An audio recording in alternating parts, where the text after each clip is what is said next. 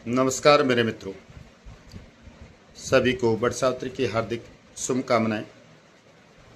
तो आज चर्चा करते हैं बटसावित्री का व्रत कैसे लें और किसको इस व्रत को लेना चाहिए, कहाँ से व्रत आरंभ हुआ और इस साल बटसावित्री अमावस्या कब है। अधिमास की वजह से क्या बटसावित्री का व्रत लिया जाएगा या नहीं लिया जाएगा, क्या बटसावित्री का व्रत जिस दिन है उस दिन क्या अधिमास आरंभ हो चुका है। तो कई सवालों के उत्तर जो मेरी इस वीडियो को देखेगा उसको इस चैनल के माध्यम से प्राप्त होगी। तो अगर ये वीडियो आपको अच्छी लगेगी तो लाइक, सब्सक्राइब, शेयर कर दीजिएगा। सबसे पहले मैं आपको बता दूं कि बटसावित्री का जो व्रत होगा वह 2 गते 16 तारीख को मई 2026 को होगा। उस दिन जेठ कृष्ण पक्ष की अमावस्या होगी, शनि अमावस्या, जो कि एक अपने आप में विशेष पर्व भी है। तो जो भी महिला मात्र शक्ति सुहागिनी है वही इस व्रत को करे, और वो भी इस व्रत को कर सकते हैं जिनकी शादी तय हो चुकी है,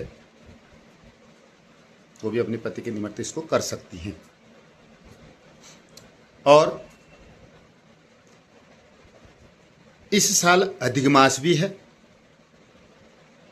कईकों का कहना यह भी है कि इस साल अधिमास होने से क्या यह व्रत होगा नहीं होगा। पहले तो मैं आपको सबसे पहले यही बताऊं कि 2 गते 16 तारीख शनिवार को कोई अधिक मास नहीं है। अधिमास आरंभ जो होगा या पुरुषोत्तम मास भी इसे कहते हैं, वह होगा 3 गते यानी कि 17 तारीख रविवार, मई से दूसरे दिन से यह अधिमास आरंभ होगा। व्रत के दिन कोई अधिक मास नहीं है। अब व्रत कैसे करें?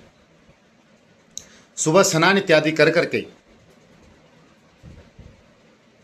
सर्वप्रथम जिस निमित्त आप व्रत कर रही हैं अपने पति की दीर्घायु के लिए, तो उस पति का आशीर्वाद लेना बहुत जरूरी होता है। अपने घर में नित्य कर्म की भांति पूर्ण कर्म करने के बाद, पूजा पाठ करने के बाद, पति का आशीर्वाद लेने के बाद इस व्रत को आरंभ करें। नूतन वस्त्र धारण करें, नए वस्त्र धारण कर करके संपूर्ण, अगर किसी के पास नई वस्त्र नहीं है तो वस्त्र, स्वच्छ वस्त्र, उनको धो करके पुराने वस्त्र भी धारण कर सकते हैं, यह कहीं पर ऐसा नहीं है। अगर नए वस्त्र धारण कर सके तो विशेष है। और वस्त्र हमारी हिंदू परंपरा के अनुसार लाल रंग के अगर वस्त्र हो तो विशेष है। संपूर्ण श्रृंगार धारण करें सुहागिनी महिलाएं अपने पति के निमित्त। जिस प्रकार एक नई नवेली दुल्हन तैयार होती है संपूर्ण श्रृंगार के साथ अपने संपूर्ण जेवर को पहन करके, उसी प्रकार से तैयार हो करके वह संपूर्ण पूजा की सामग्री, रोली, चंदन, पिठिया इत्यादि जो भी है श्रृंगार, धोती, साड़ी, पकवान, पुए इत्यादि, पूरी पुए, हलवा प्रसाद जो भी है, और भिगोए हुए चने, इस प्रकार से ये संपूर्ण सामग्री लेकर के बट वृक्ष के करीब जाकर के उसकी जड़ों की पूजा करें। वहाँ बट वृक्ष के पेड़ के नीचे छाया में बैठ करके उसकी पूजा करें। अगर कोई असमर्थ है, बट वृक्ष के नीचे नहीं जा सकता है, तो घर में भी इस पूजा को कर सकता है। वह एक बट वृक्ष की टहनी ले जा करके एक गमले में बाहर से लगा करके या कहीं पर उसको रोप करके भी उस जगह को साफ करके वहाँ पर पूजा कर सकता है। अगर बट वृक्ष के करीब जाए तो विशेष अति उत्तम इस व्रत की पूजा मानी जाएगी। और अब सबसे बड़ी बात यह है, क्योंकि मन में ये भी आ रहा है कि यह व्रत अधिमास है, ले ना लें। मैं आपको ये बता दूं, कोई नया अगर लेना चाहता है वो ले ना ले। देखो, व्रत पूजा करना बहुत शुभ है। और जो व्रत करता है वो एक ही दिन का व्रत करता है, और जिस दिन वो व्रत करता है अमावस्या की तिथि होना अनिवार्य है। वट सावित्री के व्रत के दिन अगर वो व्रत करता है तो सुबह 5:22 से अमावस्या आरंभ हो रही है, वो रात्रि तक ही व्रत करता है। हाँ, जो पूर्णा व्रत करके दूसरे दिन उसका पारायण, तिल पात्र इत्यादि जो करता है, ब्राह्मण को बुला करके पूजा पाठ इत्यादि तब व्रत तोड़ता है, तो उसके लिए दूसरे दिन अधमास पड़ता है। अधिक मास में कोई भी नए व्रत न आरंभ किए जाते हैं, न किसी व्रत का उद्यापन, तिलपात्र, दान या पारायण किया जाता है, इसलिए वो वर्जित है। अन्यथा कोई ऐसा विधान नहीं है। और अधिक मास पुरुषोत्तम मास है, इसमें पूजा पाठ जो अपने नित्य नैमित्य कर्म होते हैं संपूर्ण होते हैं, इसमें भागवत होते हैं, संपूर्ण कार्य इसमें होते हैं, लेकिन नए मांगलिक कोई भी कार्य वर्जित माने जाते हैं। यह है बाकी। और व्रत कैसे करें दूसरा, कई लोग का कहना था क्या इसमें पानी पीते हैं नहीं पीते, तो मैं आज आपको बता दूं, अगर निर्जला कर सके तो बहुत विशेष है, लेकिन अपने शरीर का ध्यान देते हुए। निर्जला का मतलब यह है कि आप फल भी धारण नहीं करें, कोई भी चीज नहीं लेंगे। अगर आप जल नहीं पीते हैं, अगर आप में इतनी सामर्थ्य नहीं है तो आप जल पी सकते हैं, कोई अनिवार्य नहीं है, फल खा सकते हैं। और निर्जला करे तो जिसको सामर्थ्य है तो विशेष है, इसका महत्व विशेष माना गया है। तो ये तो था व्रत की बात। अब कई लोगों का कहना ये भी है कि ये पंडित जी पूजा का मुहूर्त, देखो हमारी हिंदू परंपरा के अनुसार, खासकर आपने देखा होगा उत्तराखंड में हम पर्व सूर्योदय से लेकर के सूर्यास्त तक वो तीर्थ रहे तो पूर्ण पर्व मानते हैं, लेकिन फिर भी कुछ विशेष मुहूर्त यहाँ पर हैं, उनकी अपनी महत्ता रहती है। तो विशेष मुहूर्त जो 11:40 से पहला मुहूर्त 12:33 में यह अभिजीत मुहूर्त है, और दूसरा आ जाएगा विजय मुहूर्त जो 2:04 से 3:28 में लगभग दिन का है, और सायं का भी एक मुहूर्त है जो लगभग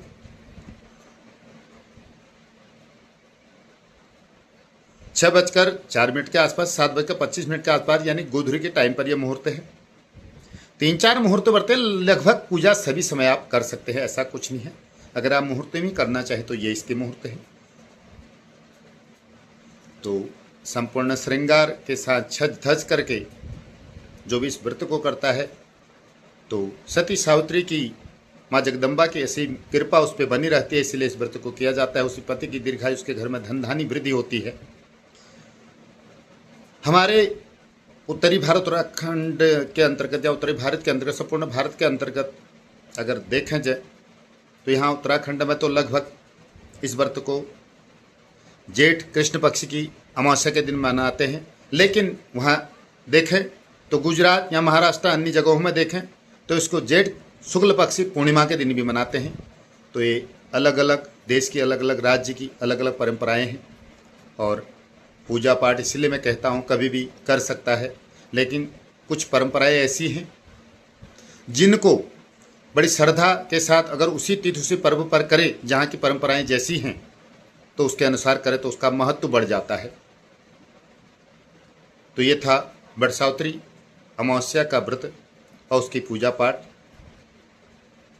किस प्रकार से करें। अगर आपको मेरी ये वीडियो मेरे चैनल के माध्यम से अच्छी लगी है या लगती है तो आप ज़रूर सब्सक्राइब, लाइक और शेयर कर दीजिएगा।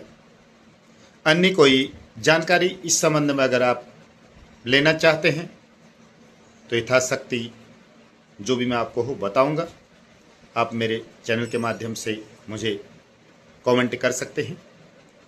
ये था वट सावित्री अमावस्या का विशेष पर्व, बड़ा सुंदर पर्व है। सती सावित्री ने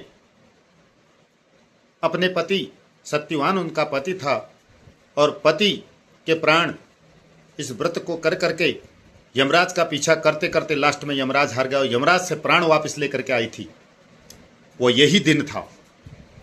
इसीलिए जेठ कृष्ण पक्ष की अमावस्या को यह बटसावित्री के रूप में यह पर्व जाना जाता है। तब से इस पर्व को सभी सुहागिनी महिलाएं इसको बड़े धूमधाम से मनाती हैं और अपने पति की दीर्घायु, धन धान्य वृद्धि, संतान वृद्धि, संपूर्ण पापों का नाश करता है। व्रत पति की दीर्घायु तो करता ही करता है और श्रद्धा भाव से जो भी इस व्रत को करता है उसका फल उसे अवश्य प्राप्त होता है। हमारे हिंदू सनातन धर्म में प्रत्येक पूजा पाठ का बड़ा महत्व है, आपने देखा होगा। और देवी देवताओं के प्रत्यक्ष जो प्रमाण भी आपको मिले होंगे। उत्तराखंड की देवभूमि है और यहाँ पर सनातनी जो भी श्रद्धा से कर्म करता है निश्चित रूप से उसके संपूर्ण मनोकामनाएं पूर्ण होती हैं। किसी भी प्रकार का उसका कष्ट आए तो बड़ी सरलता से जीवन में उस कष्टों का निवारण कर लेता है, क्योंकि संसार में जब मनुष्य जन्म लेता है निश्चित रूप से संसु का सार है, यहाँ जो जन्म लेगा तो उसको कष्ट जरूर होता ही है। आदमी हमेशा सुख के बहुत दिनों को भी भूल जाता है, दुख अगर एक दिन भी रहे तो बहुत ज़्यादा उसको लगता है, लेकिन सुख दुख जो हैं दोनों मनुष्य के जीवन में आते हैं। जहाँ सुख होगा वहाँ दुख जरूर आएगा। तो करिए ये व्रत, सभी पर बंद रही बटसावित्री माँ जगदम्बा का आशीर्वाद और असीम कृपा रही बटसावित्री की, आपके घर में धन धान्य की वृद्धि हो। नमस्कार।